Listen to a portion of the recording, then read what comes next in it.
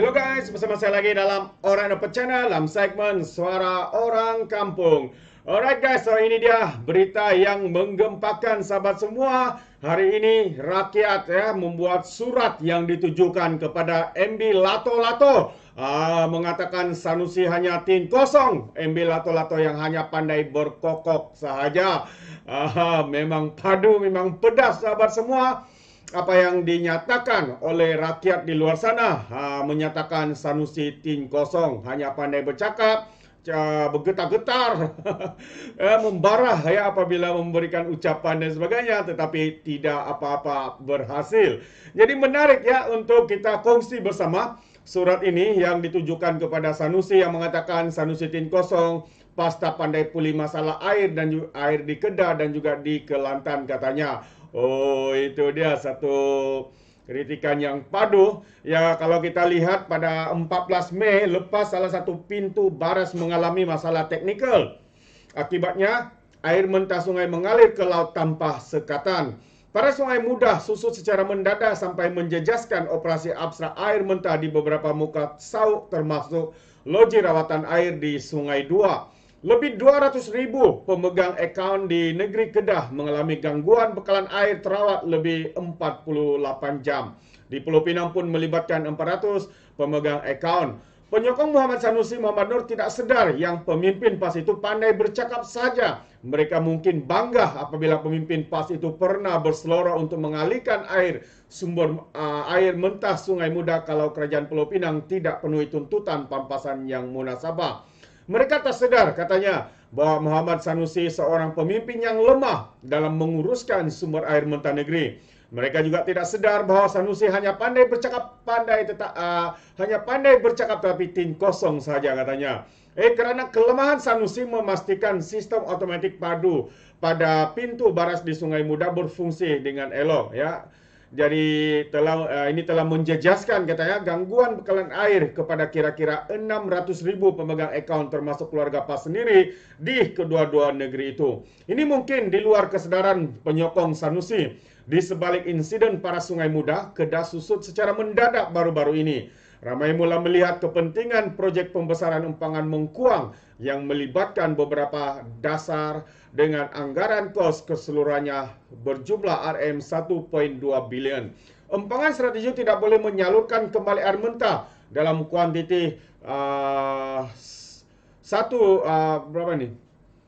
juta liter air sehari ke Sungai Musa bagi memenuhi operasi mengabstrakkan sumber air mentah di LRA Sungai Dua secara optimum kerana beberapa komponen projek di bawah MDEP tertangguh dan tidak siap ikut jadual yang berwajib.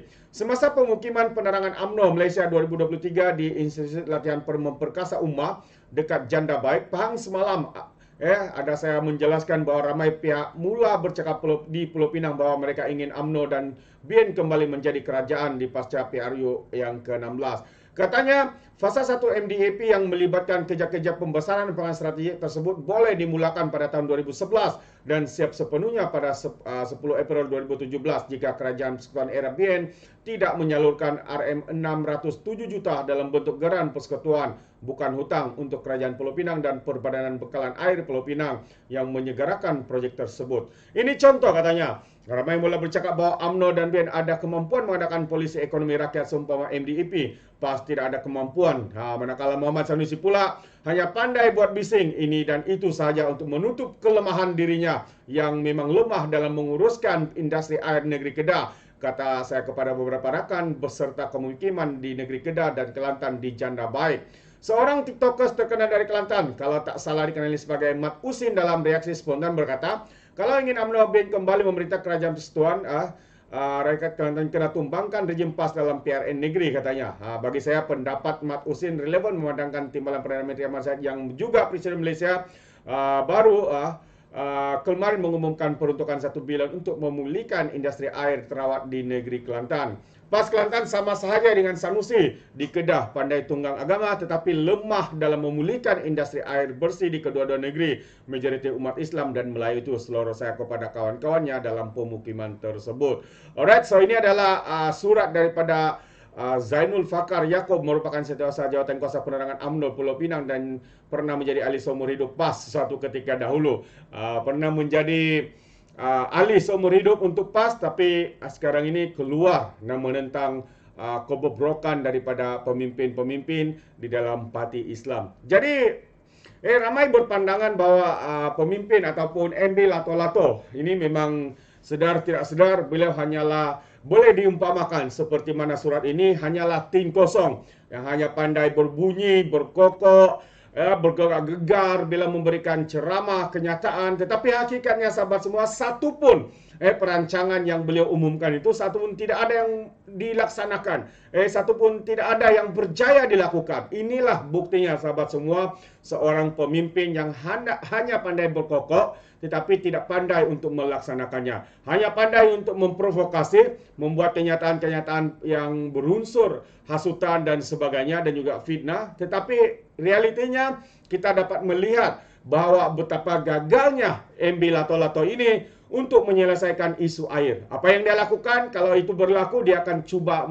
mengkambing hitamkan orang lain, ya, menyalahkan pimpinan sebelum ini, menyalahkan kerajaan negeri Pulau Pinang dan banyak lagi yang dinyatakan ya sesuatu yang tidak masuk akal oleh MB Lato-Lato ini, sahabat-sahabat semua. Dan apa yang beliau lakukan hari ini, ya, beliau seringkali ya memberikan kenyataan yang berbau kebencian, hasutan, khususnya fitnah-fitnah yang melampau. Itu sajalah ya yang pandai dilakukan oleh MB Lato-Lato ini. Jadi masalah air, rakyat Kelantan, di Kedah, rakyat Kedah juga begitu terkesan dengan masalah air ini, ya, dikatakan semasa ya awal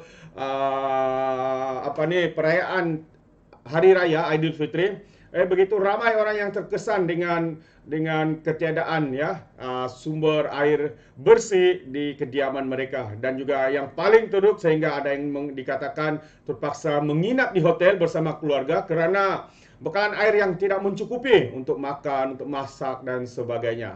Inilah kegagalan yang paling besar. Namun Menteri Besar ini berkokok siang malam untuk menutupi segala kelemahan beliau, segala kegagalan beliau di dalam mengatasi masalah air di negeri Kedah ini. Begitu juga dengan negeri Kelantan yang juga dipimpin oleh lebay-lebay daripada PAS, juga mengalami kegagalan yang sama seperti MB Lato-Lato ini, sahabat-sahabat semua. Itu dia. Apa yang lebih utamakan adalah pemimpin mereka diberi naik gaji, beli Mercedes, diberi imbuhan, bonus raya sehingga 10,000 dikatakan, ya, itulah di media sosial ketika ini. Jadi sahabat semua, bagaimana pula dengan pandangan Anda? Adakah Anda bersetuju bahwa MB Lato-Lato ini memang gagal segagal-gagalnya dalam melaksanakan tanggung jawab beliau sebagai Menteri Besar di negeri Kedah? Anda boleh berikan komen Anda dalam ruangan komen, tapi ingat ya, beri komen dengan cara berhema. Jangan menjadi seperti Walan Walautit, lebay-lebay geng Sapu Bersih dan juga geng Takut Anwar apabila memberikan komen ya penuh dengan hasutan, kebencian dan juga fitnah melampau. Alright, izinkan saya untuk mengundurkan diri, dan seperti biasa, peribahasa mengatakan tapak pun kangkap, 2 ton keinginan. Dalam bahasa Melayunya, tepuk dada, tanya selera. Sekian saja daripada Orang Dapat Channel. Saya kita berjumpa lagi dalam info dan update yang seterusnya. Sekian, bye-bye.